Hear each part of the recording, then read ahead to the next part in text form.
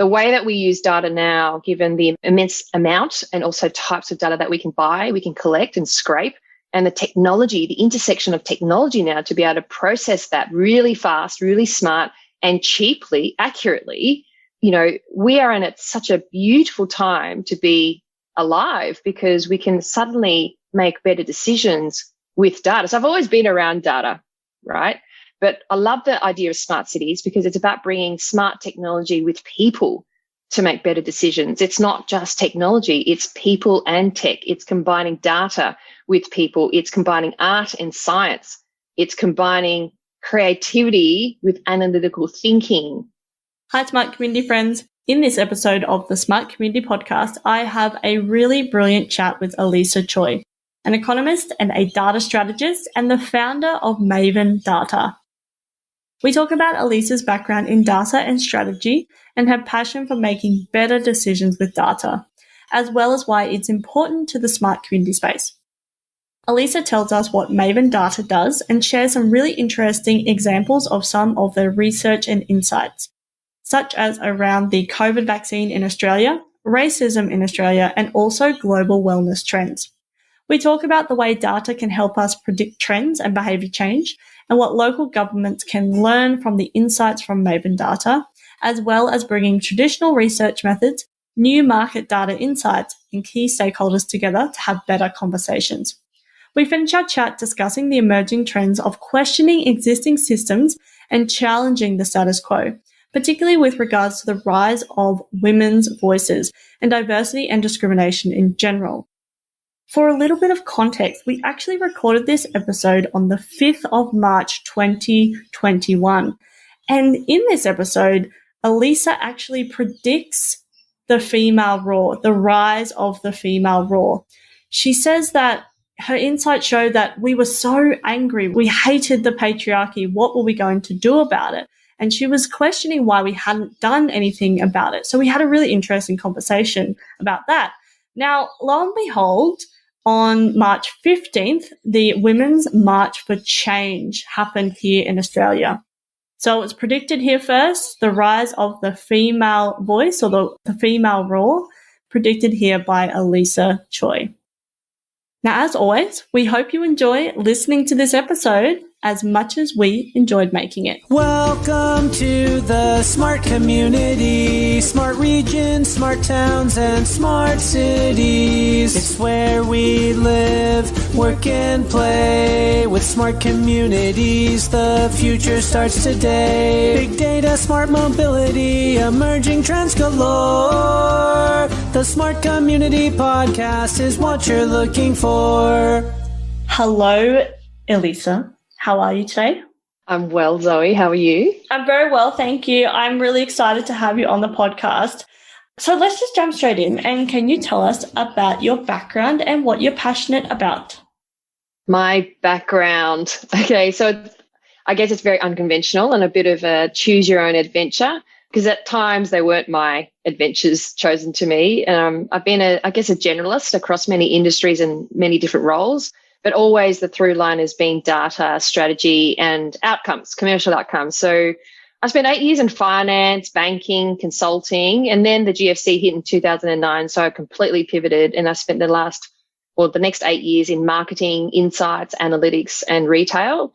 And then it was time for me to leave the corporate cage because this bird needed to fly and spread her wings, as we all feel sometimes. And so, now I run my own business. It's a market research company called Maven Data. And so, I'm passionate really about smart decision making using the resources that we have available. And there's vast amount of resources, not only just data, but technology. And I absolutely detest ignorance and arrogance in all forms. So when we don't know what we don't know, that's where, wisdom comes from the power of using data and the ability to make better decisions and having the humility to accept that we just don't know everything that's out there. So that's what I love. Making better decisions with data. Yeah, I love that. And I love that you love that, but I also love that too, that we can use data to make better decisions.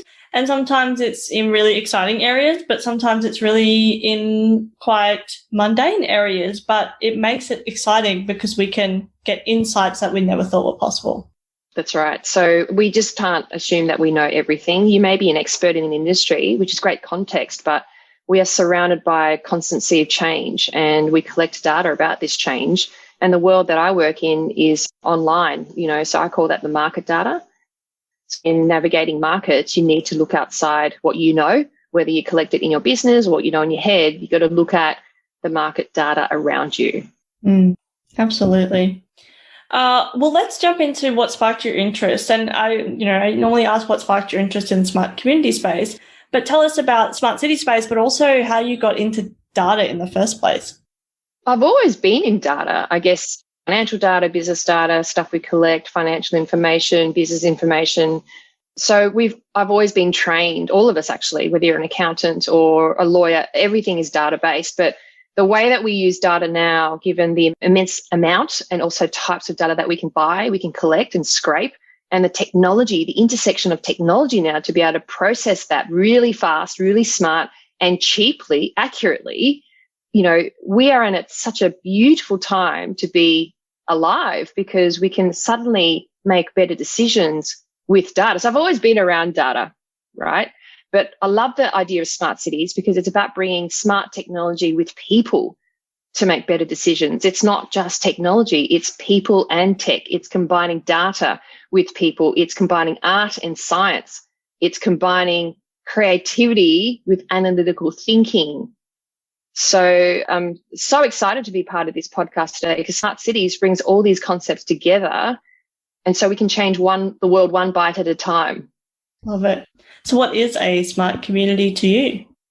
To me, I think it's the use of technology, as I said, and the immense resources in market data available around us. And why is that important? Well, to truly conduct smart research on sentiment in an unbiased way, which is my game at Maven Data, it's important to listen to the market to better understand their needs, better understand their pain points. So when you're talking smart community, right, we want people to be heard. And part of that is through market data. And the lens that we use is AI.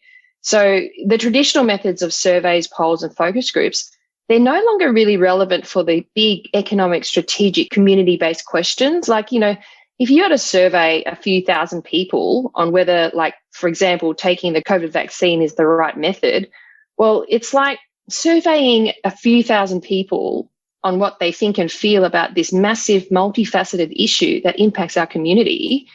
Like, it's the wrong method. It's like if I wanted to test the temperature of the ocean, right, a survey or a poll or focus group will just be like taking 3 buckets of water out of the sea and then making these big extrapolations representing the market. That's not the way research can be done now. It's, so for me, smart community, there's an opportunity for us to make these better decisions that impact the community by listening to the community more through these better methods. Let's just dive straight into what it is that Maven Data does, and then we can go into some of the projects that you've been working on. So Maven Data, we are the world's first strategic market research agency that's powered by AI. So we look at measuring market sentiment and emotion because we know that people make decisions through emotions, and we know that strong emotions actually change behavior. So put it this way, if you love something or you hate something, it's a strong feeling. You're more likely to do something, change your behavior, than if you sort of merely kind of go, oh, yeah, that's all right, or, oh, that's kind of annoying me. That doesn't change behavior. So when we do market sentiment analysis and measuring emotions, we can uncover what people deeply care about. And when we come up with things where we're measuring emotions and intensity of emotions, and we measure a whole raft of things, when we see that we can predict changes in human behavior, that becomes a trend that will change the market. That's when we say we predict the future. So the types of things we apply this to are it's basically anything to do with consumers and moving markets, right? So anywhere from brands to marketing to strategy to opportunities to risk, but also we're starting to look at more economic, social policy and public policy issues like the smart community type topics. So we're currently going to start a project on the COVID vaccine rollout. So with the University of Sydney, we're looking at what's the sentiment of the market, not a survey of a few thousand people. We're looking at the entire population of Australia who engages with content online on this topic, and we're going to be measuring the sentiment towards it. And it's unbiased, because when we measure and analyze people surfing the internet, what content they engage with, the millions of behavioral interactions online, we can all of a sudden get a very good view of how people care. Do they even care? I'm pretty sure they care. But for this topic, how do they feel about it? Do they want it or are they against it? So the implications of this research, for example, is that, one, we have a connection between leaders and policymakers, right, who are responsible for taking carriage of this big task, right? We're connecting them to the market and doing it in real time and monitoring it over time. Because at the moment, people are making decisions on whether to take it or not. It's very personal. We need to uncover what are those elements or attributes or drivers of choice. And that's the stuff that we do. That's just one example, Zoe, of many things. Yeah, and I know you talk about being unbiased. Is there I guess I'm just going to ask you this maybe dumb question, but is there a bias on the people that actually engage on the internet? Like, are they the people that either hate it or that love it? Whereas how do you capture the people like me, where I might read an article and then I read the next article? Like, I don't engage, but maybe I'm engaging by clicking on the article, I suppose. But yeah, how do you capture those people? Okay, so when we talk about the market, right, when we're researching, say, COVID vaccine sentiment, we're literally looking at all the content that people as a cohort in any country, in any language, engage with. We don't actually know who you are or where you live. We don't go down to the individual. That's not the level that we go down to. We're at the strategic level. The question we can answer is, anybody who is engaging or interested in, or, like you, on this topic, it's a selected market by self-selecting who you are. It's like you're interested in it. So through that, then we can pick up, well, what are these people reading? What are they sharing? What are they commenting on? And it's everything online. So it could be a blog, it could be a website, it could be a social media platform, everything outside a firewall, right? So by nature, that is the sample through self-selection of that topic of people. And from there, then we can gauge, okay, based on the content, we can then understand the emotions and the contextualization of that topic online. And that's where we get the view of market sentiment. Mm-hmm. And you've been doing some work in the wellness space as well, which obviously is a huge, and I mean, I guess it's changing, and I guess that's what some of the data's telling us as well. But can you share some insights into what you've been doing in the wellness space? Yes, global wellness is a mega theme. So what that means is it's worth $4.5 trillion, right? And it crosses so many industries relevant to our lives. So when we took this study, it took 14 months to analyze and test all the expert opinions and trends on what's going to move and shape wellness. We tested that against the market globally in English, and we uncovered 10 transformational trends, which are going to change the world based on, as I said, measuring emotions, measuring engagement, finding out the ones that are actually going to move the needle where people are changing their behavior. So, the 6 industries we covered, like they're everyday industries, like food and nutrition, right? So we looked at, themes like keto, paleo. We looked at gut health. We looked at all these things, which were the ones that really resonated and are meaningful. And we looked at healing. We looked at health. We looked at travel and tourism, home design and lifestyle, and beauty. So across those 6, we found 10 transformational trends that are predicted to change the world. And one of them I'm happy to share with you today is that gut health and wellness are very well connected. And that, gut health and wellness has been around for a long time. It's not new, but it's about whether the market's ready to engage. That's where we provide the insights for brand marketers, to strategists, to business owners, to business planning. What are the opportunities? Because that is a tidal wave of opportunity coming your way. So you need to prepare your surfboard and ride it.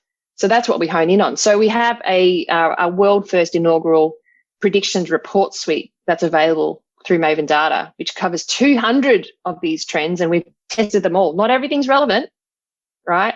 And some of the stuff that's like, sugar-free, it's not relevant anymore. Fat-free, not relevant anymore, right? So that means don't focus your marketing, don't build products around that. People don't care anymore, right? So it gives people a way to navigate this constant sea of change. And wellness is a huge opportunity. It's a mega trend, as I said. It'll be here to stay for years to come. So we've already seen some of our insights play out in market, particularly with gut health and wellness. So, we've seen that not only is it transformational, but we've got data that says that, one product line in a major supermarket chain in Australia, which is Kombucha, which is related to gut health, it's just fermented tea, that as a beverage has achieved over 10% sales growth in the last 52 weeks. Now, if you put it in perspective, to achieve 10% sales growth in a beverage category, and beverages, we don't drink more or less beverages, we just switch between different beverages, right? So a beverage category in the grocery or supermarket is pretty stable. It's pretty stable. So when you've got a 10.9% increase in sales for one line that plays along the gut health and wellness theme, that is pretty much proof in the pudding that we've predicted the market. Yeah, so interesting. And I've heard you talk about the kombucha story before, because I was thinking, my mum used to make kombucha 20, 30 years ago, and people were like, oh, you're crazy, what's going on here? And then my sister and I also used to make kombucha with the SCOBY and all that stuff and whatever. And then it just started getting, and, so we'd drink it and, you try and feed it to your friends and they're like, oh, what is this? Then it's crazy that you can buy it. People are mixing it with gin, and it's surprising that, it's in mainstream markets, but it's now consumable, it's everywhere, it's normal, whatever. And now you get it from, I guess Woolies and that type of thing, but also it's a replacement for soft drink. If you go into a cafe, you don't want to drink coffee, you'll have a kombucha or whatever. So I found it really fascinating when you were talking about that. But also, I guess some of the health aspects are obviously lost in it when you're doing this mass production of things. Something else I was thinking about, not necessarily data, but we don't seem to care so much about that. We're just like, oh no, we want kombucha. Yeah, so I don't know. I don't know where I'm going with this, but it's more like, then where does it then, it must drop off at some point where you go, oh, this isn't actually adding anything more. So I guess you're looking at the data and then creating insights into, well, what's the next thing that's going to come out? Yeah, the markets always move. So something that could be in now could be not tomorrow. Like back in the day, sugar-free was the biggest thing. All the advertising was around 99% fat-free or sugar-free. Now people don't care. What we're seeing across particularly the food narratives that we tested was that people are ready for the science. So they're ready to elevate the conversation. We're not just talking about the 5 food groups anymore, which is wrong, by the way. We're just looking at nutrition. We're actually looking at the science of food and nutrition and how it impacts our health. And we see this crossover into the beauty segment, because people are now interested in understanding the science of beautiful skin, the science of glowing skin. It's not about just covering up your blemishes. There's another theme that crosses over saying being yourself. We need to be proud of being who ourselves are, so it means warts and all, whatever. And beauty comes from within. So when I look at markets, when we do research of this nature, we always see the interconnectivity of these major life themes. Health is not different to healing, not different to food. They're all interrelated. And that's where I guess the magic of what we see translated into actionable strategies is really powerful now that we can use data and technology. And I don't mean to go back to kombucha, but I'm just thinking in, I don't know, maybe 5-10 years ago, it would have been, this is a low sugar drink, right? This is no sugar, low sugar. Whereas now the branding it's exactly the same thing, but it's gut health. And so that's what you're talking about here. And some things that, definitely things that we don't even notice until we start looking into it. And even on the beauty side of things, it's like, before it was like brightening or whatever, whereas now it's like natural. This is organic or whatever. I guess organic must be a huge one that you're looking at too at the moment. Yeah, there's just generally a conscious awareness of where food comes from, how things are made, not only the source materials, but also the processes as well. We're seeing that come through. So it's like from a smart community perspective or a smart city perspective, everyone's elevating their consciousness at some level of time, and it's translating in very specific themes that we see play out. So food is one example, but beauty is definitely another one. Health and wellness is another one. But when you think about travel and tourism, it was interesting that industry needs to reimagine, right? So, and what I mean by that is like the way that travel and tourism and hospitality is presented, some are winning, some are losing. Those that are winning are actually able to repackage their offering, create a destination experience. It's not just about, nice sheets and standard hotel rooms and all that. It's more than that now. So I see particularly with the travel and tourism segment, there's so many opportunities to connect to these other wellness trends because they need to be reimagined. It's a high capital, high cost business. It employs so many people in the economy, right? In hospitality and tourism, yeah. And yes, at the moment, we're all locked down from international travel with a little bit of interstate, but this is actually the best time to strategize and prepare for when doors open again. And when doors open again, if you're not at top of mind, if you're not engaging consumers now, you've missed the boat. I'm really keen to go to, in the smart community space, lots of government involvement, obviously industry, small business. I mean, it kind of touches everybody. But thinking from a local government perspective, what are some of the things that they could think about from the insights that you draw? So I suppose politics is one interesting element, right? Because politics are there to serve their constituents at a federal, state and local level, right? So one area that I think is an opportunity is, as I said, connecting leaders and decision makers closer to the market, which means having access to market data. So in the context of smart communities and local governments, etc., there is definitely smart research that you can do to uncover what are the pain points, what are the issues. But, they currently do a lot of town halls, or someone can write into their local member, but really amplifying that process by taking a look at the issues around the community. Because who knows, it might be that we all think that this particular issue is an issue, but when we test it, it's not. There's something that might pop up that we didn't even know was an issue. But until you test it, you don't know. So it gives you focus and clarity on what's important for the market, however you define it, and that gives you an opportunity to engage and be relevant. We're in the business of helping businesses remain relevant, including governments, because if you're not relevant, people don't care. Yeah, no, absolutely. And I think that's a key point too, the relevancy of things and of business, but then, now government. And particularly I'm thinking like from a local government perspective, I talk to a lot of different local governments or I talk to a lot of different communities as well. And, some people I'll talk to and they don't even really know what the local government does other than pick up their things and stuff. And I don't even know where to get information about this and that. Whereas others that are engaging with their community, they know, oh yeah, have a look at their website. They've got all this stuff about smart cities, blah, blah, blah. I think it's so important and it really changes the way that you can engage with your community. And I know you're talking about that the older way of, having those town halls and things. I still see that there's a place for those things, right? To engage directly with the community, and particularly for people that aren't on the internet, I think would be, something useful. But I can see where you can understand the market, bring those things together. It can't be one or the other, right? Correct. In fact, part of the process we run in doing any research piece is actually bringing together key stakeholders in that conversation. So, for example, we would be looking at, if you're looking at smart cities, we'd be testing a whole bunch of narratives around what people think smart cities even is. Do they even know it exists and what does it mean to them? And, what we'd also be doing is bringing in the insights or the opinions of people gathered through town halls and other various methods how they engage with their community. We'd be testing those. So it's really bringing together traditional research methods or collections of information together, and we're now overlaying it with the power of testing it against a wider market in an unbiased way. Mm.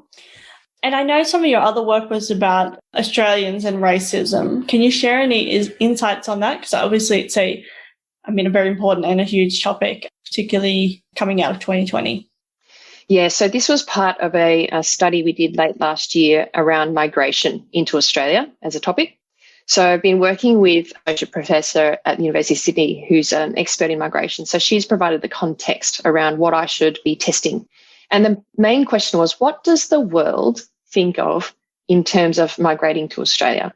Do they care about Australia? Do they not care about Australia? And we looked at it from many angles, migrating to Australia from an education standpoint, health system standpoint, government standpoint, job opportunities, and racism. And we looked at it from multiple languages. So we chose 5 of the major community languages spoken in Australia, and we did it outside in. So what did the Indian English speakers in India think about Australia? What did the Chinese Mandarin speakers? What did the Spanish speakers? What did the Arabic speakers? And what did Vietnamese, right? So from that, it was really interesting. And what we saw was that out of all the community languages, only one came out as interested in migrating to Australia right now, right? And it's the Indian. English-speaking Indians. Now, when you look at it from a policies perspective, that has huge implications because I think a lot of people assumed that the Chinese would still find Australia attractive, maybe even the Spanish-speaking, right? But we didn't see that. It was the Indian English speakers. And then when we looked at racism, it was very interesting to see that we looked at, well, the question was, do you think Australia's racist, right? Now, imagine asking that in a survey or a poll. Do you think people will tell you the truth? Probably. So in this view, we found that certain countries did find Australia racist. However, was it important in understanding their decision about coming to Australia? Some countries not. So we found that Indians did find Australia attractive, and racism was an issue, but was prevalent, but it wasn't so much of an issue. So they're used to it, unfortunately, right? So that was an interesting insight. We also found that Australians within Australia do recognise that we are racist. So interesting. And I think to be able to ask some of those questions that, you're not allowed to ask, I think is really key to finding some of those really deep insights, right? And also, what does it mean for the market, for politics, for, our economy, all those things? Like, it's not just, oh, yeah, now we know that, great, tick the box. It's, okay, well, what does that actually mean? What are the things that what do we need to shift? What do we need to focus on, change, et cetera, et cetera? I think that's, really, really interesting. Yeah, it's one thing to find information out like this. The next thing is, how do you take it into a meaningful outcome? And I think the first step to a meaningful outcome is having the right information, right? Having the right insight. And so with this sort of information, it's now taking the opinion out of a boardroom conversation or a group of people. It's now saying this has been tested and validated as 1, important or not, and 2, this is how people feel about it. 3, we can tell you why. What's the story behind shaping this narrative? And 4, we also find that we're also looking at voices of power and influence in any conversation, meaning that for racism in Australia, there are certain websites and certain people that are part of that conversation. So strategically, then you think, well, how am I going to mobilize an outcome? Well, there's already these known voices of power, we call, in which case there's an audience that's already engaged in this. And then you become focused on how you work with them to either shift the message, turn it around, or be part of the conversation. So interesting. Okay, well, that kind of leads quite nicely into emerging trends. Obviously, you talk about you must live and breathe emerging trends. So what are the emerging trends that people aren't talking about enough? Okay.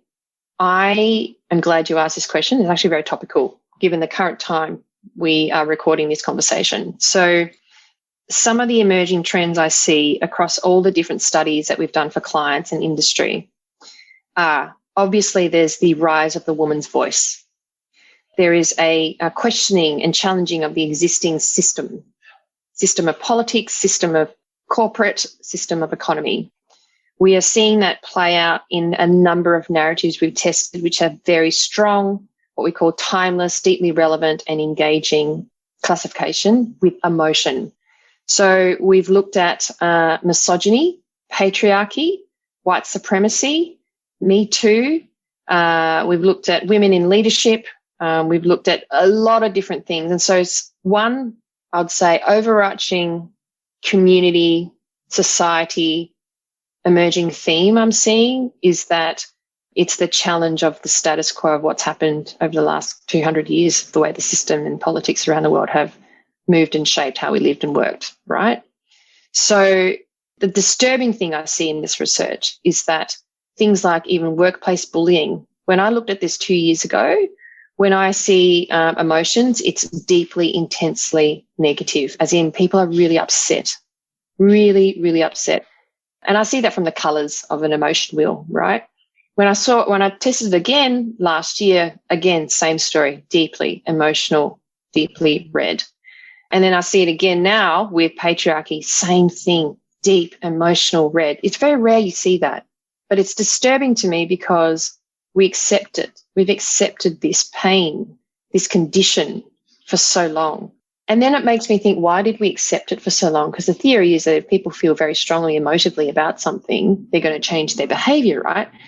But I'm not seeing the change in behaviour happen in the market. So I'm like questioning myself. I don't know what you think about this, Zoe. I mean, if we really hate something so much, we hate bullying so much, we hate patriarchy so much, we hate white supremacy so much, why are we not seeing action? there's a disconnect between the ability to act and how we feel.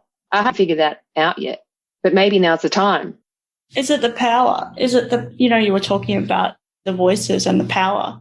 It's that there's not enough people, there's not enough diversity behind I used to say behind the code, so we can deal with it in front of the code, but actually it's not enough diversity within the power, and it's changing, it's definitely shifting. But until we have that kind of real reflection of our actual communities in power and in leadership, that's when we'll see the real action, real change. So it would be really interesting. I don't have all the answers, but I do spend a lot of time thinking about it, particularly being in engineering and that type of thing. But I remember talking to a doctor about being a woman in engineering, and she couldn't relate to me because she's like, oh, that's not how it is in medicine. We're equal. And I was like, oh, wow, how did that happen? And whether that's true or not, but that was just her reaction to it. I thought that was really interesting because, and I don't know what the statistics are, but 50-50 potentially, I'm not sure, but that power shift or the power dynamic wasn't there in her opinion. So I thought that was really fascinating because we could look to other industries, particularly, we're talking about STEM and data and those type of things, having more diversity behind the code.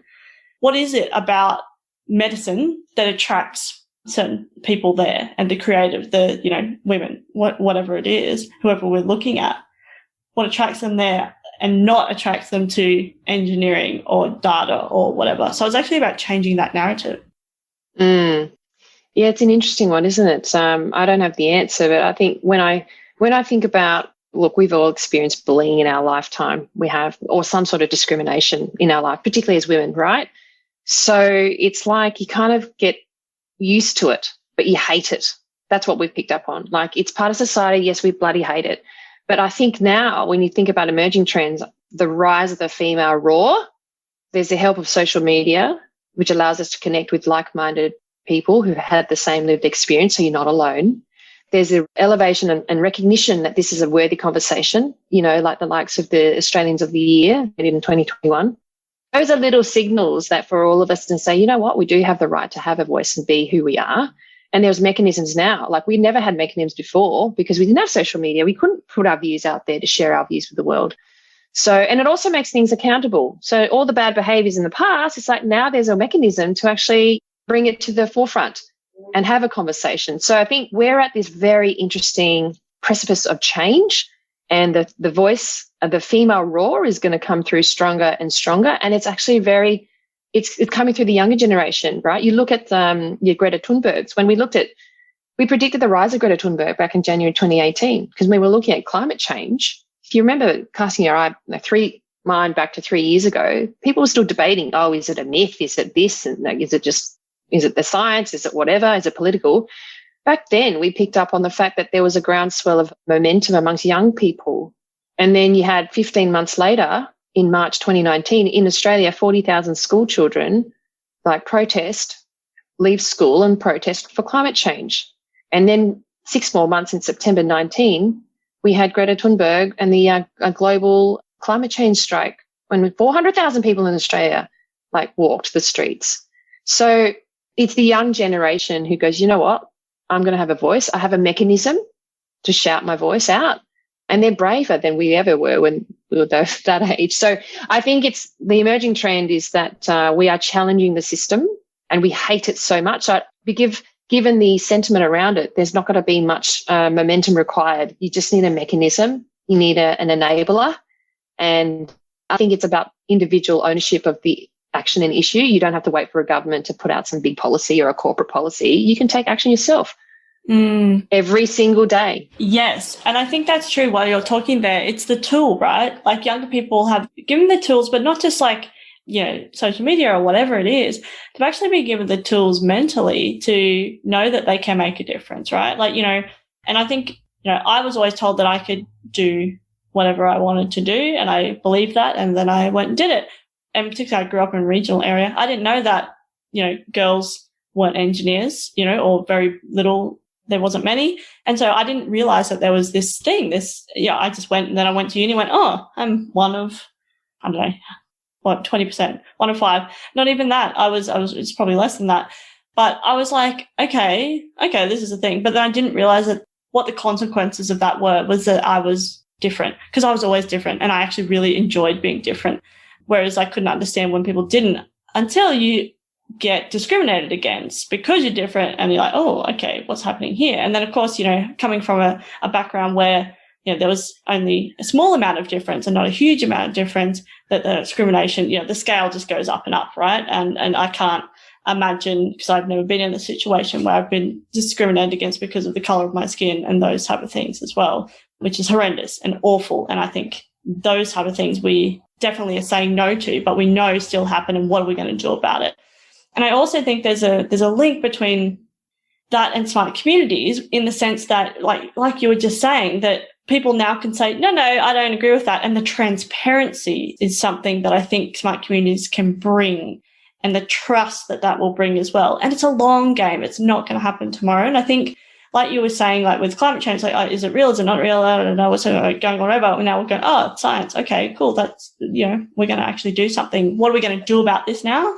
I think similarly with, technology and data and those type of things, it's like, oh no, it's like, oh no, that's not going to affect me. That's not going to change anything. We've done it this way. That stuff is now shifting. And then we're having more mature conversations. I shouldn't say more mature. We're having more advanced conversations about what does that mean for me and my privacy, and not just my privacy, because I live in a house and, I have an income, those type of things. What does that mean for people that don't have another choice, that they can't get out of the system because they have to live and breathe it every day? So now I'm ranting and TED talking, but I think it's really important to link those things together, and then it'll be really interesting to see what those trends start to be moving out of this, for sure. Yeah, fascinating. I have such a privilege to see all this interconnectivity, because everything's related. So, women is related to leadership, which is related to our individual psyche, which is related to community, which is related to how we treated each other. It's related eventually to the economy in the end. So that's what I'm very excited and hopeful. We are in this generation of change. And what I want is just to have the right data-driven approach to take the opinions away. And so we have the same level playing field to which we look at an issue, identify whether it is an issue and why. That gives you at least a chance to steer it towards the outcome. Other than at the moment, gas bagging. Oh, I think this, I think this, I think this, I think this. It's like, no, let's just test this and have a clear focused path forward. And then if we don't achieve the outcome, then that's another issue. But at least as a starting point, having a data-driven approach. Yeah, I agree. And I think, and we're going to wrap up soon because we've run over time, but I think even just data-driven approach will be business as usual, because it has to be, because it's the only accurate way to do things properly. And I think when we say data-driven, for some people that's, that's technology and whatever. It's not. Like you just said, you've always dealt with data from the beginning of your career. I've always dealt with data, but I didn't really think about it like that until I got into data and went, oh, of course, this is all data. Everyone deals with data all day, every day. And so we're dealing with it now. So how can we make, particularly for, a government or a business or whatever, how can we make better decisions with the data we already have? And what should we do about that? And not just because we can, what should we do? Which is those more mature conversations around privacy, ethics, all those type of things. We need to weave that in, but data's not going away. It's actually getting more and more. So, okay. Well, no, that was great. Thank you so much. And I know we're running over time, so I want to let you go. So last question, how can people connect with you? We have an ecosystem online, so you can connect with me through our website, mavendata.com.au, subscribe to our newsletters, and you'll share interesting tidbits and thought bubbles. You can also connect through our socials, so LinkedIn and also YouTube channel. We've got lots of content there. And Instagram, if you're looking for a little bit of fun and flair on how we take our approach to data, you can go there as well. Excellent. Well, thank you so much, Elisa, for coming onto the podcast. I really appreciate it and sharing your insights. And I look forward to catching up again soon. Thank you so much. Talk soon. Bye. Bye.